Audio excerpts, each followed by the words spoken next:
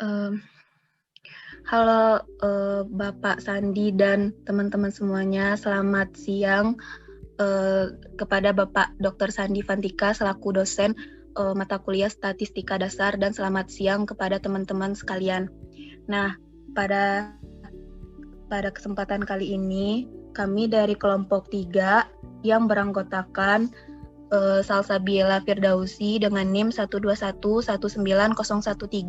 Saya sendiri Faiza Salsabila Sahda 128190113, Nurul Nabila Fadiah 1281901, Ida Bagus Kesama Susanta Aditya Warman 1211903, M Dwi Faras 1211963.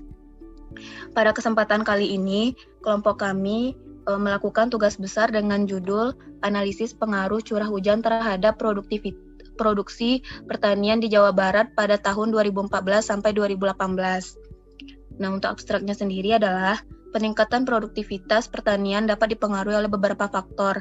Salah satunya adalah curah hujan. Perubahan curah hujan yang cukup fluktuatif menyebabkan produktivitas pertanian sulit diprediksi. Pentingnya prediksi dibuat untuk mencegah penurunan produktivitas berbagai tanaman pangan yang berdampak pada kesejahteraan masyarakat di Indonesia.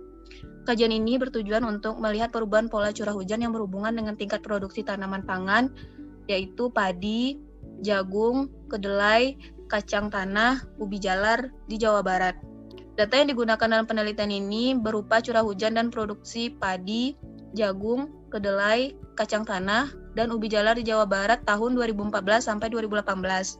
Metode yang digunakan dalam penelitian ini adalah menggunakan metode regresi linear sederhana yang dilakukan lewat aplikasi RStudio. Hasil studi ini diharapkan dapat memberikan suatu gambaran apakah terdapat pengaruh curah hujan terhadap produktivitas pertanian.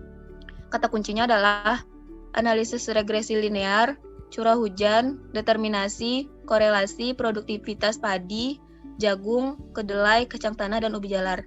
Selanjutnya akan dijelaskan oleh teman saya. Tujuan analisis ini adalah melihat besar pengaruh curah hujan terhadap produksi pertanian di Jawa Barat, khususnya pada tahun 2014 sampai 2018. Untuk statistika deskriptifnya, dari data curah hujan, terlihat curah hujan tertinggi terjadi pada tahun 2016 dan curah hujan terendah terjadi pada tahun 2015. Rata-rata curah hujan dari tahun 2014 sampai 2018 adalah sekitar 10,65 mm. Kuartil bawah curah hujan adalah 9,48 mm, kuartil tengah 9,94 mm, dan kuartil atas 12,18 mm.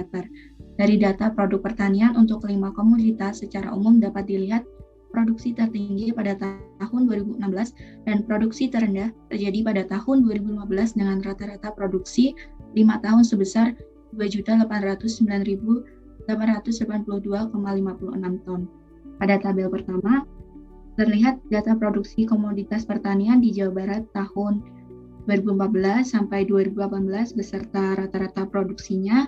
Kemudian untuk tabel kedua, rata-rata curah hujan di Jawa Barat dari tahun 2014 sampai 2018. Kemudian akan dijelaskan oleh teman saya.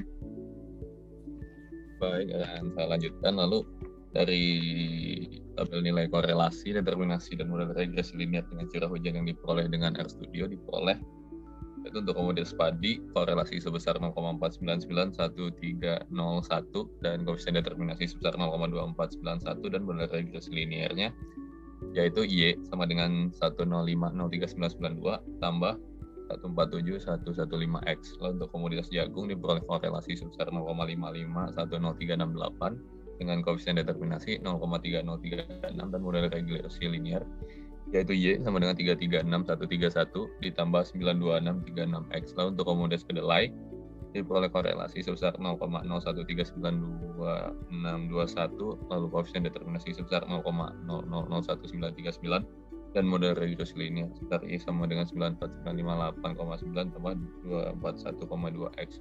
Lalu untuk komoditas kacang tanah diperoleh korelasi sebesar 0,219691 dengan koefisien determinasi sebesar 0,04826 dan model regresi linearnya itu Y sama dengan 40970 ditambah 2092X. Lalu untuk komoditas yang terakhir atau ubi jalar diperoleh korelasi sebesar 0,4348405 dengan koefisien determinasi sebesar 0,1891 dan mulai realisasi linearnya itu Y sama dengan 396.063 ditambah 9325X.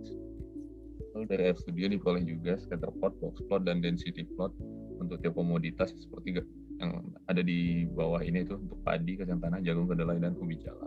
Lalu untuk kesimpulan akan dilanjutkan oleh teman saya. Terima kasih.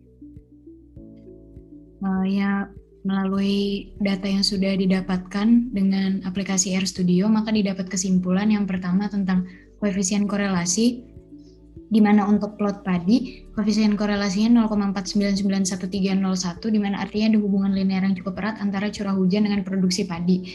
Pada plot jagung, hasil koefisien korelasi sebesar 0,551038, di mana artinya ada hubungan linear yang cukup erat antara curah hujan dengan produksi jagung. Pada plot kedelai, koefisien korelasi sebesar 0,01932621, artinya hampir tidak ada hubungan linear antara curah hujan dengan produksi kedelai. Pada plot kacang tanah, koefisien korelasi sebesar 0,219691, artinya hampir tidak ada hubungan linear antara curah hujan dengan produksi kacang tanah. Dan terakhir, pada plot ubi jalar, koefisien korelasi sebesar 0,434845, artinya hampir tidak ada hubungan linear antara curah hujan dengan produksi ubi jalar. Untuk hasil koefisien determinasi, untuk plot padi diperoleh nilai 0,2491, artinya model regresi linear cenderung tidak cocok digunakan pada data curah hujan dan produksi padi. Pada plot jagung diperoleh angka 0,3036, artinya model regresi linear cenderung tidak cocok digunakan pada data curah hujan dan produksi jagung. Pada plot kedelai diperoleh angka 0,001939, artinya model regresi linear tidak cocok digunakan pada data curah hujan dan produksi kedelai.